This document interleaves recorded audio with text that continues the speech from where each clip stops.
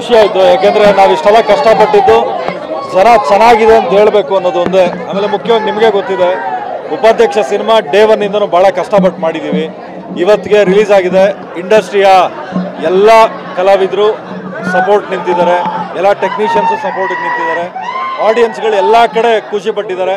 ನಿಜವಾಗ್ಲೂ ಖುಷಿಯಾಗಿದೆ ಅನ್ನೋದ್ರೆ ನೆನ್ನೆನೇ 9 show house full ಆಯಿತು.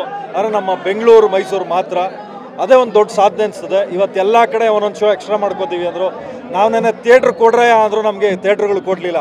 ಇವತ್ತು ಒಂದೊಂದು ಶೋ ಹಾಕ್ಕೋತೀನಿ ಅಂದರೆ ಹಾಕ್ಕೊಳ್ರಪ್ಪ, ಸಿನಿಮಾಗೆ ನಾವೆಲ್ಲ ಯಜಮಾನರುಗಳು, ಜನ ಯಜಮಾನರುಗಳು, ಜನ ಬೇಕು ಅಂದಾಗ ನೀವು ಮಾಡಿ ಅಂತ ಹೇಳಿ. ಸರ್, ಈಗ ಪರ್ಟಿಕ್ಯುಲರ್ ಆಗಿ ಅದೇ ಎಲ್ಲ ಸ್ಟಾರ್ಗಳು ಬಂದಿರೋಂಥ ತುಂಬ ಸ್ಪೆಷಲ್ಲು. ಅವ್ರ ಸಿನಿಮಾಗೆ ಎಷ್ಟೋ ಸಾರಿ ಥಿಯೇಟ್ರಿಗೆ ಬಂದ ಆ ಸಿಚುವೇಶನ್ ಸರ್,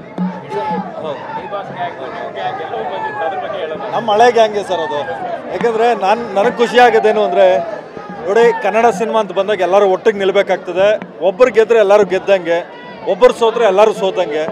ಇದು ನಾವೆಲ್ಲರೂ ಕಷ್ಟಪಡ್ತಾ ಇರೋದು ಇಂಡಸ್ಟ್ರಿನ ಜೀವ ತುಂಬಿ ಇನ್ನೊಂದಷ್ಟು ದಿನ ನಾವು ಒಳ್ಳೊಳ್ಳೆ ಸಿನಿಮಾಗಳು ಕೊಡಬೇಕು ಅನ್ನೋದು ಬಿಟ್ಟರೆ, ಹಣಕಾಸು ಮತ್ತೊಂದು ಇನ್ನೊಂದು ಅಂತ ಬಂದಾಗ ನಮಗೆಲ್ಲ ಬೇರೆ ಬೇರೆ ವ್ಯಾಪಾರಗಳಿದ್ದಾವೆ. ಸಿನಿಮಾ ಅಂತ ಬಂದಾಗ ನಾವು ಮನೋರಂಜನೆ ಮಾಡೋಕ್ಕೆ ಮಾತ್ರ ಬಂದಿರ್ತೀವಿ.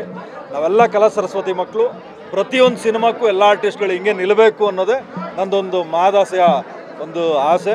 ನಾನು ಎಲ್ಲರಲ್ಲೂ ಕೇಳ್ಕೊಳ್ಳೋದಿಷ್ಟೇ, ಕನ್ನಡ ಸಿನಿಮಾನ ಥಿಯೇಟ್ರಲ್ಲೇ ನೋಡಿ. ಭಾಳ ಕಷ್ಟಪಟ್ಟು ಸಿನಿಮಾ ಮಾಡಿದ್ದೀವಿ, ಎಲ್ಲ ಕಡೆ ಒಳ್ಳೆ ಪ್ರಶಂಸೆ ಬರ್ತಾ ಇದೆ. ಥಿಯೇಟ್ರಿಗೆ ಬಂದು ಸಿನಿಮಾ ನೋಡಿ.